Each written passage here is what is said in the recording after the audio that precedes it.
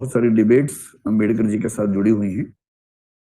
तो कुछ बेसिक बातें जो पता होनी चाहिए वो ये है कि अम्बेडकर जी का जो जन्म हुआ था वो एक दलित परिवार में हुआ था। और मैंने आपसे कई बार कहा कि हम जिस बैकग्राउंड में होते हैं तब हमें वो चीजें ठीक से समझ में आती हैं, जब तक हम किसी बैकग्राउंड में ना हो तब तक समझना मुश्किल है। आपने सुना होगा एक जाति है महाराष्ट्र में महार नाम की, उस जाति से उनका संबंध था। तो अम्बेडकर के जीवन की एक बात यह है कि 14 संतानें इनके माता पिता की थी, ये उनमें से अंतिम बच्चे थे और पूरे खानदान में अकेला पढ़ने वाला बच्चा जिसको स्कूल जाने का मौका मिला, ऐसा परिवार था। इनके जो पेरेंट्स थे, 4 पेरेंट्स थे, वो ब्रिटिश ईस्ट इंडिया कंपनी में सैनिक हुआ करते थे। 4 पेरेंट्स मतलब पूर्वज। और जो इनके फादर थे, पिता थे, वो ब्रिटिश इंडियन आर्मी में एक सूबेदार रैंक के व्यक्ति थे। और क्योंकि वो सूबेदार रैंक के व्यक्ति थे इसलिए इनको थोड़े से बेनिफिट्स मिल गए जो इनकी जाति या इनके समाज के व्यक्तियों को सामान्यतः नहीं मिलते थे। तो इसका फायदा ये हुआ कि अम्बेडकर जी को पढ़ाई का मौका मिल गया और वो एक स्कूल में पढ़ने लगे। और जिस समय वो स्कूल में पढ़ रहे थे उस समय पूरे स्कूल में अकेला दलित बच्चा यही था, भीमराव जिसका नाम था। अम्बेडकर नाम तो बाद में पढ़ा, उनके गांव के नाम से पड़ गया।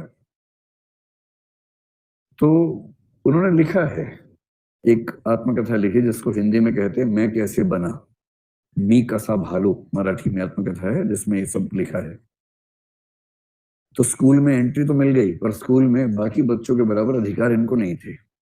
जैसे बाकी बच्चों के साथ बैठने का अधिकार नहीं था, उनसे अलग बैठना होता था। पूरे स्कूल के सारे बच्चों के लिए पानी पीने की व्यवस्था थी, इनके लिए नियम था कि ये अपने हाथ से पानी नहीं पी सकते हैं। कोई एम्प्लॉय स्कूल का होगा सवर्ण, वो मटके से पानी लेके दूर से इनको पिलाएगा ताकि बर्तन टच ना हो जाए। और इन्होंने लिखा है कि कई बार ऐसा होता था स्कूल में कि जिस दिन वह सहायक छुट्टी पर है जिससे ये पानी पी सकते हैं, और दिन दिन भर बिना पानी के उनको कैसे रहना पड़ता था, ऐसे जिक्र उन्होंने खूब किए। बाद में संयोग इनका बड़ा अच्छा था। संयोग ये था कि इनको एक वजीफा मिला बड़ौदा नरेश की वजह से। आपने कोल्हापुर का भी जिक्र सुना होगा, साहू जी महाराज का जिक्र सुना होगा। इन दोनों व्यक्तियों का नाम बहुत ज्यादा आता है जिन्होंने जो दलित मूवमेंट भारत में विकसित हुआ उसमें मदद की। और फिर ये बड़ौदा राज्य से स्कॉलरशिप लेकर बाहर पढ़ने के लिए चले गए, जिसमें कंडीशन ये थी कि जब लौट के आएंगे तो ये वहां सिविल सर्वेंट बनेंगे, आज की भाषा में कहें तो पीसीएस ऑफिसर बनेंगे, ये अंडरस्टैंडिंग थी।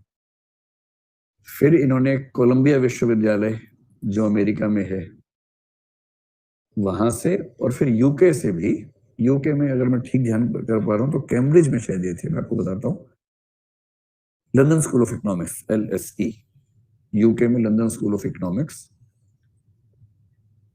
अम्बेडकर को खारिज करने वाले अम्बेडकर के पैर की धूल के बराबर भी नहीं है पढ़ाई लिखाई के मामले में। इसका प्रमाण यह है कि आपने ऐसे लोग देखे होंगे जिन्होंने master of arts, MA MSc M कुछ किया है, कुछ व्यक्ति PhD वाले दिखे होंगे। मुझे पूरे भारतीय स्वाधीनता संग्राम में एक ही व्यक्ति दिखता है जिसने एक नहीं, 2 नहीं, 4 PhD की थी, और वो डॉक्टर अम्बेडकर है। 4 PhD, जिनमें से इकोनॉमिक्स में 2 PhD उन्होंने एक कोलंबिया विश्वविद्यालय से की और एक लंदन स्कूल ऑफ इकोनॉमिक्स से की। उसके बाद कानून पढ़ने का शौक सवार हुआ तो कोलंबिया विश्वविद्यालय से उसमें भी PhD LLD जिसको बोलते हैं वो हासिल की। और चौथी PhD उनको भारत में उस्मानिया विश्वविद्यालय से उनके कॉन्ट्रीब्यूशंस की वजह से मिली, जो उन्होंने एक बड़ा आंदोलन चलाया उसकी वजह से मिली। तो अम्बेडकर का सौभाग्य था कि उनको पढ़ने का मौका मिला, और जब मिला तो उन्होंने इस पढ़ाई का पूरा फायदा उठाया। और जब इतना कुछ समझ लिया तो फिर उनको लगा कि मुझे कुछ लिखना भी चाहिए, मूवमेंट्स भी करने चाहिए। तो ये सब जब हुआ तो उसके बाद उन्होंने कई आंदोलन किए। उनके स्कूल के अनुभव तो आप जानते ही हैं कि पानी भी पीना है तो कोई होना चाहिए वरना पानी मिलेगा नहीं पीने को। उनके जीवन के 2 अनुभव और रोचक हैं, जानने चाहिए आपको। जब वो बड़ौदा में सिविल सर्वेंट थे, मतलब PCS ऑफिसर थे, तो वहां रहना भी था उनको। तो रहने के लिए घर ढूंढ रहे थे। उन दिनों नागपुर में भी उन्होंने ये सब प्रयोग करके देखे थे। घर ढूंढते थे तो जैसे ही पता लगता था कि ये व्यक्ति दलित जाति का है, उसके बाद घर नहीं मिलता था। मतलब कहने की बात है कि स्वाधीन भारत है, आधुनिक भारत है, बड़े शहरों में ऐसा नहीं होता है। 21वीं सदी में भी दिल्ली के मुखर्जी नगर में ऐसा होता है। आपको पता नहीं इस बात का आइडिया है या नहीं। बहुत सारे बच्चों को रूम इसलिए नहीं मिलता है कि वो मुसलमान हैं या किसी और धर्म के हैं। बहुत सारे बच्चों को तो इसलिए नहीं मिलता कि हरियाणा के हैं। मैं तो खुद वहां से हूँ। लेकिन ये ट्रेंड पिछले 5-7 साल का है, उसमें उनकी भूमिका भी ठीक ठाक रही है ऐसा ट्रेंड बनाने में। और अगर कोई बच्चा दलित बैकग्राउंड से है, उसको कमरा मिले, इसमें भी रिस्क है कि शायद ना मिले। आपको आश्चर्य होगा, लेकिन ऐसे केसेस हुए हैं पिछले 10 साल के अंदर, बहुत बड़े केसेस हुए हैं मुखर्जी नगर में ही। तो अंबेडकर ने कई घर ढूंढे, कोई घर उनको नहीं मिला, सिर्फ इसलिए कि वो शूद्र थे। अंत में एक घर उनको मिल गया। उनका दोस्त और वो गए बात करने के लिए, बातें हुई, पढ़ा लिखा आदमी था। मकान मालिक ने पूछने की जरूरत ही नहीं समझी कि आप किस जाति से हैं। इन्होंने बताया नहीं, ये क्यों बताए? तो घर मिल गया रहने को, उसमें रहने लग गए। और फिर एक दिन जब सुबह उठे तो इन्होंने सुना कि बहुत शोर आ रहा है आसपास से। और जब झांक के देखा तो सैकड़ों लोग हथियार लेके घर के बाहर खड़े हुए थे। हथियार में लाठी भाला वो सब, और वो सब इनको जान से मारने पर उतारू थे। मकान मालिक भी उसमें शामिल था कि मुझे बिना बताए मेरे घर में आके रहा और मेरे घर को अपवित्र कर दिया इस आदमी ने। और उस दिन काम तमाम था, लेकिन एक दो मित्रों के सहयोग से पता नहीं कौन से रास्ते से निकले और जान बची। और ऐसा एक और वाकया हुआ।